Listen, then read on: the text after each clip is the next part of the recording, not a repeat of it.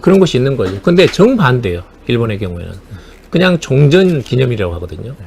패전 기념이라는 말 쓰지 않아요. 종전이라는 것은 전쟁이 끝났다는 말이죠. 그 이상도 그 이하도 아니에요. 그러니까 이제 일본이 패전했다라는 말은 굉장히 극도로 쓰기 꺼려해요. 그러니까 이제 우익들은 말하자면 이 8.15라는 것이 전쟁이 끝난 거다. 그러니까 말하자면 일왕 뭐 이제 자기들 말로는 천황폐하라고 합니다만은 이런 그 성전을 아시아에 대해서 특히 영미 기축하면서 영국과 미국을 물리치고 많은 노력을 기울였지만 그것이 제대로 되지 못했다. 아시아를 해방시킨 것은 사실이다. 라는 점에서 그 어떤 성전이 일단 한 차례 종료된 상태. 그게 이제 종전이죠. 이건 패전이 아닙니다. 패전이란 말은 일본에서는 절대 쓰지 않아요. 참 이상합니다. 성단이라는 표현도 쓰고요. 성스러운 결단을. 맞습니다. 청취자들 여러분들 질문하고 싶은 것도 많으실 텐데요. 오늘은 이제 8.15라서 너무 이제 이것저것 여쭤보기가 그래서 8.15에 좀 맞춰서 여쭤볼까 합니다. 그래서 한국의 8.15하고 일본의 8.15 과연 무엇이 다른가 하는 그런 얘기를 좀 나눠볼까. 우리는 이제 역시 광복절이죠. BC 다시 되돌아온 35년간의 일제 식민 통치가 끝나고 해방이 된 그야말로 해방이죠. 해방. 근데 사실 이것을 보면 독일에서도 해방이래요. 1944년 5월이거든요. 독일이 패전한 게. 독일의 공식 행사로는 이것을 해방의 날이라고 부르거든요. 그렇기 때문에 결국은 전쟁의 압제 또는 식민 통치 압제에서 해방된 것은 한국은 이제 이런 광복절, 독일의 경우에도 나치의 어떤 그런 굴레에서 해방된 그런 것이 있는 거죠. 근데 정반대예요. 일본의 경우에는.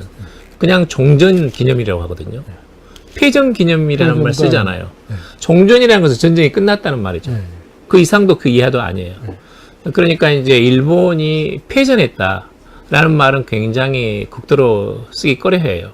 근데 일본인들뿐만 아니라 이제 우익도 마찬가지고 일본 전체 국민들이 마찬가지인데 이것은 상당히 어떤 그런 일본이 명치 이후에 근대화 해온 역사의 총결산의 총패배 라는 거죠. 그러니까 그것은 어떤 이런 그 전쟁에서 어떤 일본인들이 해군, 공군, 육군이 군인이 부족하거나 물자가 부족하거나 어떤 병력이 부족하거나 또는 대포가 부족하거나 항공모함이 부족하거나 하는 것도 있지만 그것보다는 정신적인 패배라는 게 컸거든요. 근데 그런 점에서는 굉장히 좀 충격이었죠. 또 패배 자체가 완전한 패배였기 때문에 원자폭탄도 말하자면 세계에서 유일무이하게 2방이나 맞았고 또 대도시는 대부분의 경우에는 완전히 공습으로 폭격됐습니다. 거의 동경 공습, 대공습 같은 데서는 1945년에 이게 범인데 거의 정말 완전히 표가 될 정도로 하루에 10만 명이 이 불에 타 죽거나 폭격으로 맞아 죽거나 할 정도로 엄청난 피해를 입었거든요. 재밌는 이야기가 있는데 미군이 이제 말하자면 1945년에 일본이 항복하고 나서 상륙을 한 거예요. 근데 그리고 나서는 이제 요코하마부터 동경으로 이동해 오기 시작하거든요. 트럭을 타고. 자기들이 깜짝 놀란 거예요. 이렇게 완전하게 폐허가 될 줄은 모르는 거예요. 완전하게 고층 건물이고 뭐고 아무것도 없이 완전하게 파괴된 상태에서 사람들이 듬성듬성 살고 있는 그 도로 옆을 이제 미군들이 트럭으로 지나간 거거든요. 그것 자체는 굉장히 충격일 정도로 말하자면 완전한 파괴였죠. 그러니까 이제 우익들은 말하자면 이 8.15라는 것이 전쟁이 끝난 거다. 그러니까 말하자면 일왕 뭐 이제 자기들 말로는 천황폐하라고 합니다만은 이런 그 성전을 아시아에 대해서 특히 영미 기축하면서 영국과 미국을 물리치고 많은 노력을 기울였지만 그것이 제대로 되지 못했다. 아시아를 해방시킨 것은 사실이다. 라는 점에서 그 어떤 성전이 일단 한 차례 종료된 상태. 그게 이제 종전이죠. 이건 패전이 아닙니다. 패전이란 말은 일본에서는 절대 쓰지 않아요. 참 이상합니다. 성단이라는 표현도 쓰고요. 성스러운 결단을 천황이 내렸다는데 일본의 이제 그런 인식을 일본의 우익들이 갖고 있다. 먼저 하면은 이해가 가는데 왜 일본의 진보 진영이나 일본에서도 이제 사회당 공산당도 활발하게 활동을 했었던 적이 있었고 또 진보적인 학자들도 이제 많이 활동을 하지 않았습니까? 그런데 그런 분들은 종전이라는 용어에 저항해서 패전이라는 용어를 쓰는 시도를 안 했었던 거예요? 그러니까 이제 그것이 독일하고 비교되는 일본의 전후 처리의 어떤 문제점인데요. 사실 진보 진영에 있는 사람들도 전후에 예를 들면 1960년대, 70년대까지 일본의 전쟁 범죄에 대해서 통절하게 반성하고 사죄하는 그런 것들이 일반적인 흐름이 아니었어요. 그러니까 이제 그런 문제가 한일 간의 이런 위안부 문제라든지 역사 문제 또는 이제 강제징용 문제가 대두하기 시작한 것은 1980년대부터거든요. 그러니까 1982년에 교과서 사건이 있었죠. 그 뒤로 이제 한일 또는 중일 간의 역사 갈등이 고조가 되었는데 그 이전에는 이런 문제들이 일본 내부에서도 통절한 자기 반성으로 나타나지 않았어요. 근데 가장 중요한 요인은 뭐냐면 천황제가 그대로 전속된 거죠. 천황제가 전속된 거죠. 그러니까 일본의 일반인들이 보기에는 전쟁 범죄가 있었는지 여부는 잘 모르겠지만 천황제가 그대로 살아남았다. 그럼 과거의 명치유신부터 1945년까지 일본의 체제라는 것은 천황제거든요. 천황이 대권을 가지고 있단 말이에요. 말하자면 입법, 행정, 사법이라는 것은 모든 기관들은 천황을 보좌하는 기구입니다. 독자적인 어떤 그런 게 아니에요. 그냥 보좌 기구입니다. 천황이 모든 대권을 가지고 있죠. 그건 이제 군사적인 면에서도 그렇고 또는 정치, 행정 모든 면에서 대일본 제국 내에서 완전한 통수권을 가지고 있는 상태거든요. 근데 그런 천황의 존재가 어찌된 이유인지는 잘 모르지만 전쟁에서 책임자로서 처벌되지 않았다라는 것은 전쟁 책임의 문제라는 것이 일본인들한테 침투하지 못하는 거죠. 그리고 이제 전후에 이제 미국이 특히 이제 그 연합군 총사령부에서 완전한 일본이 공황 상태였으니까 정신적인 공황 상태였거든요.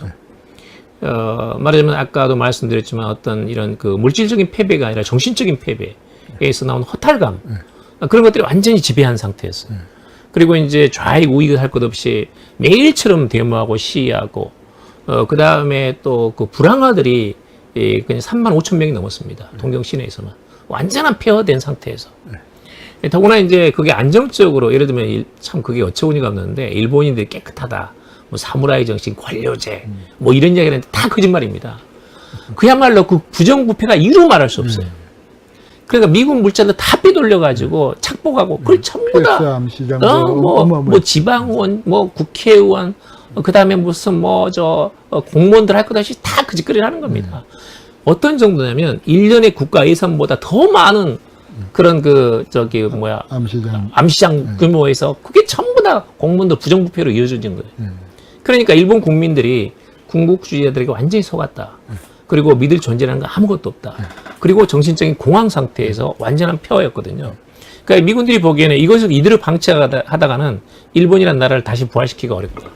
그래서 어떤 생각의 중심 또는 통합의 상징을 다시 세워야겠다 해가지고 평화헌법을 만들면서 상징 천황제를 하고 그러면서 천황의 인간선언을 하고 그러면서 이제 일본의 다시 재통합의 어떤 부활의 중심은 그대로 살려둔 거죠. 일종의 그건 타입이었죠. 그러니까 이제 그게 이 천황제가 유지된 거는 평화헌법이라는 게 이제 빅딜을 한 겁니다. 짝을 이루는 맞습니다. 그러니까 이제 구조에서 1항에 말하자면 구조 1항에 보면 일본은 국제 분쟁을 해결하는 수단으로서 무력 사용을 영구 포기한다. 구조 2항은 1항의 목적을 달성하기 위해서 육해 공공 기타 전투력을 보유하지 않는다. 이렇게 되어 있거든요. 근데 그런 거하고 전쟁 포기 선언하고 상징 천황제하고 이렇게 빅딜을 하면서 천황제는 유지를 시켜준 거죠. 미군들이. 근데 이제 지금 아베의 목표는 그 구조를 개헌을 하려고 했던 거 아닙니까? 그러니까 아베는 그게 전부 다 잘못된 거라고 보는 거예요. 우익들도 마찬가지고. 미군들이 들어와가지고 전력발이 국가로 만들어버렸다는 거예요. 그러니까 전쟁을 할 수 있는 게 보통 국가이고. 그렇죠. 아니, 국가라는 게 뭡니까? 일본인 우익들이 보기에는 자기가 자기 스스로 군사력을 가지고 어떤 외교적인 발신력 또는 권력을 행사하지 못하면 국가가 아닌 거죠. 비정상 국가인 거예요. 근데 미군들이 그렇게 전륜발이를 만들어버렸다는 거예요. 천황제라는 것이 강력한 권한을 가지고 있어야 되고 일종의 군주제, 영국식의 입헌 군주제를 할지라도 그런 것들이 있어야 되는데 천황을 완전히 상징 천황제로 만들어버렸다는 거예요. 그런 점에서는 이제 미군에 의해서 왜곡된 이런 상태를 다시 원상태로 정상화시켜야 된다. 되돌려 놔야 된다는 것이 이제 우익들의 생각이에요. 그런 것들을 이제 대변하는 것이 이제 아베의 헌법 개정이고. 그리고 그게 역사에 반영된 게 바로 자학사관이라는 것이고, 역사 논쟁이고, 야스쿠니 신사 참배고, 뭐 그런 것들이 이제 다 들어있는 거죠. 그 일본 이제 그러니까 평범한 일본인들, 그러니까 아마 그 1945년 당시로 돌아갔을 때 이제 뭐 지금 조금 전에도 말씀하셨지만 완전히 폐허가 되고 그 물질적으로도 어렸을 뿐만 아니라 정신적인 공황까지 맞은 겹친 상태에서 그러니까 그리고 군국주의자들에 대한 혐오 같은 게 대단했잖아요. 그러니까 군국주의를 맞습니다. 따라갔지만 그러다가 이게 바로 저놈들 하자는 대로 했다가 이제 이 꼴이 뭐냐 이게 우리 아이들도 죽고 다 죽고 이제 했었던 그런 상태에서 우리가 생각하는 침략 전쟁에 대한 반성은 아니더라도 전쟁 자체에 대해서는 굉장히 염전 사상이랄까요? 뭐 그런 것들이 상당히 퍼졌을 텐데, 그러니까 그런 것들은 왜 적극적인 평화 사상으로 나가지 못했을까요? 일국 평화주의죠. 평화상은 있습니다. 일본인들의 평화상은 굉장히 깊어요. 제가 보기로는 세계에서 가장 평화에 대한 애호정신은 강합니다. 여전히. 네, 여전히 오익이 그렇게 발호를 하더라도 여전히 강합니다. 그건 원자폭탄이라는 그런 세계 사상 유리 없는 그 잔인한 살상력에 대한 일본인들의 어떤 공포감, 거기에 대해 두 번 다시 재발돼서는 안 된다는 거, 이런 건 굉장히 강하죠. 그 공습에 대한 물 당할 때의 그 무력감이죠. 그러니까 이제 평화 사상은 강한데, 평화 사상 굉장히 강했죠. 예를 들면 50년대, 60년대 일본 내에서 이런 베트남 반전 운동 굉장히 활발했거든요. 그리고 이제 일본 내에서 특히 사회당 그리고 공산당 이런 야당 세력들이 이제 80년대 중반까지는 상당히 역시 힘이 있었죠. 그러니까 일본에서 노조, 그 다음에 이제 말하자면 일본의 야당, 그 다음에 일본의 학생운동, 70년대 학생운동 굉장히 엄청났거든요. 또 60년대 아시겠지만 이제 이런 전공투라든지 또 안보투쟁 이런 거 엄청났거든요. 그러니까 안보투쟁이란 것이 일본의 평화사상의 가장 극치였다고 보면 됩니다. 그러니까 1945년부터 60년까지는 일본의 평화사상의 확산이에요. 그게 이제 20대, 30대 뿐만 아니라 전쟁을 경험했던 수많은 세대들이 두 번 다시 전쟁은 안 된다는 거거든요. 그러니까 이제 헌법 개정하려고 자민당에서 몇 번 하는데 다 좌절이 돼요. 그런데 이제 또다시 60년대 돼가지고 이제 강화조약을 1951년에 샌프란시스코 강화조약을 맺으면서 동시에 미일 안보조약을 맺었거든요. 그런데 60년대 와 보니까 이게 이제 베트남 전쟁이 되고 있는 거예요. 그러니까 일본에서는 미국과 또다시 이 안보조약을 동맹관계를 연장하려면 미군들이 일본을 발판으로 해가지고 아시아를 침략하는 그런 것이 반복되고 거기에 일본인들이 또다시 전쟁에 말려 들어갈 수도 있다. 우리가 원하지 않지만 그런 것에 대해서 처절한 반항이자 저항이었죠. 그게 이제 말하자면 1960년에 있었던 안보투쟁이었고, 그러니까 그런 평화사상은 계속 유지가 됐는데 그 과정에서 아시아에 대해서 속죄해야 된다라는 것은 거대한 벽이 있었어요. 아시아인들에서 그 속죄를 하려면 천황에 대한 전쟁 책임을 물어야 되는 거예요. 근데 도쿄 재판에서는 철저하게 아시아인이 같이 일본에 대한 전쟁 범죄를 재단하지 못했거든요.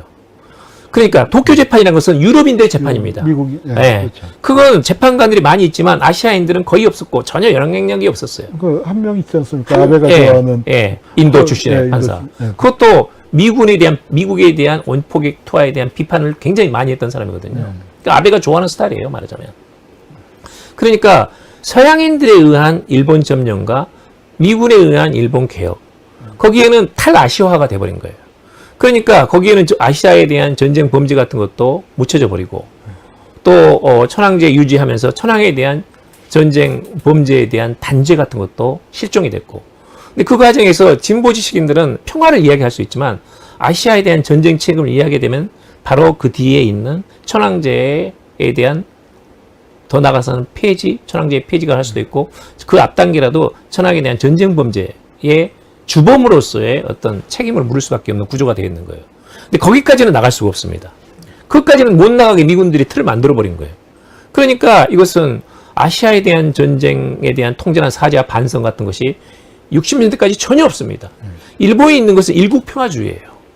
일국평화주의. 일본이 두 번 다시 전쟁을 일으켜가지고 다른 나라 침략해서 안 된다는 사상 자체는 굉장히 강고하고 지금까지 뿌리 깊게 남아있지만 그것이 아시아에 대한 반성이라든지 아니면 평화를 더욱더 글로벌한 수준에서 확산시키기 위해 가지고 아시아에 또는 전 세계적인 평화 연대를 위해서 일본이 쥐역을 맞는 것, 이런 것들에 대해서는 굉장히 추동력이 약화되는 거죠. 그건 일본의 한계예요.